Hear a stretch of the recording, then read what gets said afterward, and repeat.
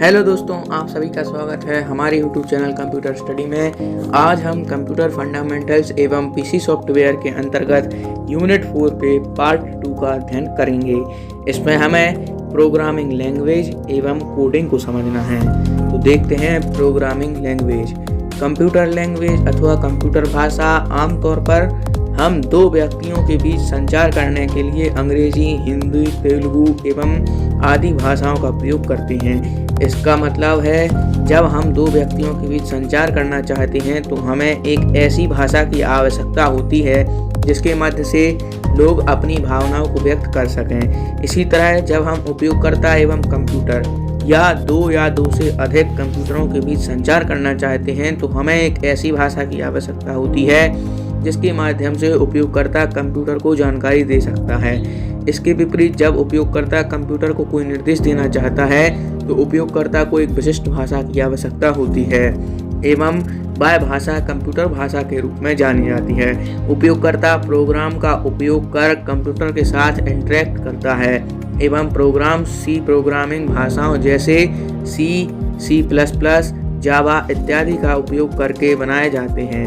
Computer के शुरुआती दिनों में कार्यक्रमों को लिखने के लिए केवल बाइनरी भाषा का उपयोग किया जाता था, लेकिन वर्षों से कंप्यूटर भाषा निम्न स्तर से उच्च स्तर की भाषा तथा विकसित की गई हैं। कंप्यूटर की भाषा निम्नानुसार वर्गीकृत की जाती हैं। तो प्रोग्रामिंग भाषाओं के प्रकार। प्रोग्रामिंग भाषा कई प्रकार की होती हैं। कुछ को हम समझ सकते हैं तथा कुछ को केवल कंप्यूटर ही समझ सकता है। जिन भाषाओं को केवल कंप्यूटर समझता है वे आमतौर पर निम्न स्तरीय भाषा कहलाती हैं एवं जिन भाषाओं को हम समझ सकते हैं वह उन्हें उच्च स्तरीय हाई लेवल लैंग्वेज कहा जाता है। तो आइए देखते हैं निम्न स्तरीय भाषा अथवा मशीनी भाषा। निम्न स्तर की भाषा ही एकमात्र की भाषा है जिसे कंप्यूटर द्वारा समझा जा सकता है। बाइनरी भाषा निम्न स्तर की भाषा का एक उदाहरण है। निम्न स्तर की भाषा को मशीन भाषा के रूप में भी जाना जाता है। बाइनरी भाषा में केवल दो प्रतीकों 1 एवं 0 अर्थात 0 एवं 1 के बाएं है। बाइनरी भाषा में सभी निर्देश बाइनरी संख्याओं 1 एवं 0 के रूप में लिखे जाते हैं। कंप्यूटर सीधे बाइनरी भाषा को समझ सकता है। मशीन भाषा को मशीन कोड के रूप में भी जाना जाता है। चूंकि सीपीयू सीधे बाइनरी भाषा निर्देशों को समझता है, इसीलिए इसे किसी भी अनुवादक की आवश्यकता नहीं होती है। सीपीयू सीधे ही बाइनरी भाषा निर्देश निष्पादित करना शुरू करता है एवं निर्देशों को निष्पादित करने में बहुत कम समय लगता है क्योंकि इसे किसी भी अनुवाद की आवश्यकता नहीं होती। निम्न स्तर की भाषा को पहली पीढ़ी की भाषा अर्थात 1GAL माना जाता है। इसके फायदे एडवांटेजेस ऑफ निम्न स्तरीय भाषा। एक कंप्यूटर आसानी से निम्न स्तरीय भाषा को समझ सकता है। लो लेवल लैंग्वेज बिना किसी अनुवाद के निर्देश के सीधे निष्पादित किए जाते हैं। लो लेवल लैंग्वेज निर्देशों को अपने निष्पादन के लिए बहुत कम समय की आवश्यकता होती है। इसके कुछ नुकसान भी हैं, तो आइए देखते हैं इसके नुकसान। लो लेवल लैंग्वेज निर्देशों का उपयोग करना एवं समझना बहुत मुश्किल होता है। इस निम्न स्तरीय भाषा निम्न स्तरीय भाषा का निर्देश मशीन पर निर्भर करता है, अर्थात इसका मतलब है किसी विशेष मशीन के लिए लिखा गया प्रोग्राम अन्य मशीन पर निष्पादित नहीं होता है। लो लेवल लैंग्वेज में त्रुटियों के ज्यादा संभावना होता है एवं त्रुटियां डिबग एवं संशोधित करना बहुत मुश्किल होता है। तो ये रही निम्न स्तरीय भाषा। इसके पश्चात है असेंबली भाषा, जो भी निम्न स्तरीय भाषा एवं मध्यम स्तरीय भाषा के अंतर्गत आती है। असेंबली भाषा में निर्देश अंग्रेजी के शब्दों के रूप में लिखे जाते हैं जैसे कि नो, एड, सब आदि। इसे निम्नलिखित कोड कहते हैं। मशीन भाषा की तुलना में असेंबली भाषा को समझना सरल होता है, लेकिन जैसा कि हम जानते हैं कि कंप्यूटर एक इलेक्ट्रॉनिक डिवाइस है एवं यह सिर्फ बाइनरी कोड को समझता है, इसलिए जो प्रोग्राम असेंबली भाषा में लिखा जाता है उसे मशीन स्तरीय भाषा में अनुवादित किया जाता है। ऐसा ट्रांसलेटर जो असेंबली भाषा को मशीनी भाषा में ट्रांसलेट करता है असेंबलर कहलाता है। डाटा को कंप्यूटर रजिस्टर में जमा कर किया जाता है एवं प्रत्येक कंप्यूटर का अपना अलग रजिस्टर सेट होता है, इसलिए असेंबली भाषा में लिखे गए प्रोग्राम सुविधाजनक नहीं होते। इसका मतलब यह है कि दूसरे कंप्यूटर प्रणाली के लिए हमें इसे फिर अनुवादित करना पड़ता है। तो देखते हैं असेंबली भाषा के लाभ। मध्यम स्तरीय भाषा में लेखन निर्देश स्तर निम्न स्तर की भाषा में निर्देश लिखने से आसान होता है। निम्न स्तर की भाषा की तुलना में मध्य स्तर की भाषा अधिक पठनीय अर्थात पढ़ने योग्य होती है, तरह समझने में आसान होती है, त्रुटियों को ढूंढे एवं संशोधित करने में आसान होता है, अर्थात इसमें सर्च एवं रिप्लेस का फंक्शन आ जाता है। इसके पश्चात इसके कुछ नुकसान भी हैं, तो देखते हैं इसके नुकसान।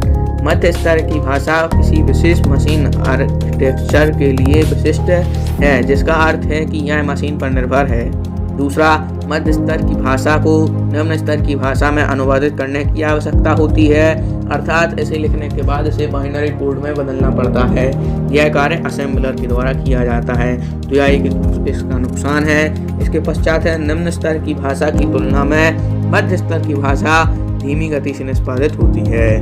तो ये रही असेंबली भाषा। इसके पश्चात है उच्च स्तरीय भाषा। उच्च स्तरीय भाषा हाई लेवल लैंग्वेज सुविधाजनक होने के लक्षणों को ध्यान में रखकर बनाई गई है। इसका अर्थ यह है कि ये भाषा मशीन पर निर्भर करती है। यह भाषा अंग्रेजी भाषा के कोड जैसी होती है, इसीलिए इसे कोड करना सरल समझ में आता है। इसके लिए एक ट्रांसलेटर की आवश्यकता होती है, जो उच्च स्तरीय भाषा के प्रोग्राम को मशीन कोड में ट्रांसलेट करता है। इसके उदाहरण हैं फोरंटेन, बेसिक, कोवेल, पास्कल, C++, जावा, विजुअल बेसिक .NET, HTML, सन स्टूडियो आदि इस श्रेणी की भाषा हैं। इसको हम दो कैटेगरी में बांट सकते हैं। तो पहला है थर्ड जनरेशन लैंग्वेज एवं दूसरा है फोर्थ जनरेशन लैंग्वेज। तो आइए देखते हैं थर्ड जनरेशन लैंग्वेज अर्थात तृतीय पीढ़ी की भाषा। तृतीय पीढ़ी की भाषाएं पहली भाषाएं थीं जिन्होंने प्रोग्रामरों को मशीनी तथा असेंबली भाषाओं में प्रोग्राम लिखने से आज़ाद किया। तृतीय पीढ़ी की भाषाएं मशीन पर आश्रित नहीं थीं, इसीलिए प्रोग्राम लिखने के लिए मशीन के आर्किटेक्चर को समझने की ज़रूरत नहीं थी। इसके अतिरिक्त प्रोग्राम पोर्टेबल हो गए, जिस कारण प्रोग्राम को उनके कंपाइलर एवं इंटरप्रेटर के मध्य के साथ एक कंप्यूटर से दूसरे कंप्यूटर में कॉपी किया जा सकता था। तृतीय पीढ़ी की कुछ अत्यधिक लोकप्रिय भाषाओं में फोरंटेन, बेसिक, कोवेल, पास्कल, C++ आदि सम्मिलित हैं। इसके पश्चात है चतुर्थ पीढ़ी की भाषा अर्थात fourth generation language. Fourth generation language तृतीय पीढ़ी की भाषा से उपयोग करने में अधिक सरल थी। सामान्यतः चतुर्थ पीढ़ी की भाषाओं में विजुअल वातावरण होता है, जबकि तृतीय पीढ़ी की भाषाओं में टेक्सचुअल वातावरण होता था। टेक्सचुअल वातावरण में प्रोग्रामर सोर्स कोड को निर्मित करने के लिए अंग्रेजी के शब्दों का उपयोग करते थे। चतुर्थ पीढ़ी की भाषाओं के एक पंक्ति का कथन तृतीय पीढ़ी के 8 पंक्तियों के कथन के बराबर होता था। विजुअल वातावरण में प्रोग्रामर बटन, लेबल तथा टेक्स्ट बॉक्सों जैसे आइटमों की ड्रैग एवं ड्रॉप करने के लिए टूलबार का उपयोग करते थे। इसकी विशेषता IDE इंटीग्रेटेड डेवलपमेंट एनवायरनमेंट है, जिनके एप्लीकेशन कंपाइलर तथा रन टाइम को सपोर्ट करते हैं। माइक्रोसॉफ्ट विजुअल स्टूडियो एवं जावा स्टूडियो इसके दो उदाहरण हैं।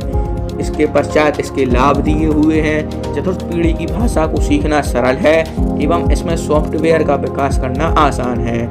चतुर्थ पीढ़ी की भाषाओं में टेक्सचुअल इंटरफेस के साथ साथ ग्राफिकल इंटरफेस भी होता था। प्रोग्रामरों के लिए चतुर्थ पीढ़ी की भाषाओं में विकल्प उपलब्ध रहते हैं, क्योंकि इसकी संख्या काफ़ी बड़ी होती है। चतुर्थ पीढ़ी की भाषाओं में प्रोग्रामिंग कम स्थान लेती है, क्योंकि इस पीढ़ी की भाषा की एक पंक्ति पूर्ववर्ती पीढ़ी भाषाओं की कई पंक्तियों के समान होती है। चतुर्थ पीढ़ी की भाषाओं की उपलब्धता कठिन नहीं है। इसके पश्चात इसकी कुछ हानि भी हैं, तो देखते हैं इसकी हानि। चतुर्थ पीढ़ी की भाषाएं उच्च कॉन्फ़िगरेशन के कंप्यूटरों पर ही संचालित हो सकती थी।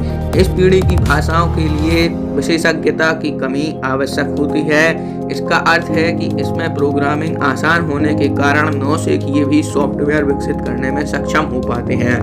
परिणामतः विशेषज्ञों का महत्व कम हो जाता है। इस पीढ़ी में प्रोग्रामिंग भाषाओं की एक बड़ी श्रृंखला होती है, जिससे यह निर्णय ले पाना कठिन हो जाता है कि किसका प्रयोग किया जाए, अन्यथा किसे छोड़ा जाए। तो इस प्रकार हमारी प्रोग्रामिंग भाषाएं समाप्त हो जाती हैं। इसके पश्चात हमें कोडिंग, कंप्यूटर कोडिंग को समझना है। तो आइए देखते हैं कोडिंग। Computer code. कंप्यूटर में डाटा अक्षरों, विशेष अल्फाबेट्स, विशेष चिन्हों, स्पेशल कैरेक्टर्स तथा अंकों न्यूमेरिक में होते हैं, अतः इन्हें अल्फा न्यूमेरिक डाटा कहा जाता है। डाटा में प्रत्येक अक्षर, चिन्ह या अंक को एक विशेष कोड द्वारा व्यक्त किया जाता है। तो पहला है बाइनरी कोडेड डेसिमल। इसमें संपूर्ण डेसिमल नंबर को बाइनरी में बदलने की बजाय डेसिमल नंबर के प्रत्येक अंक को उसके 4 अंकीय बाइनरी तुल्यांक रेटिंग में प्रतिस्थापित सब्स्टिट्यूट कर दिया जाता है। इसे 4 बिट BCD कोड भी कहा जाता है। इसके पश्चात है ASCII, American standard code for information interchange.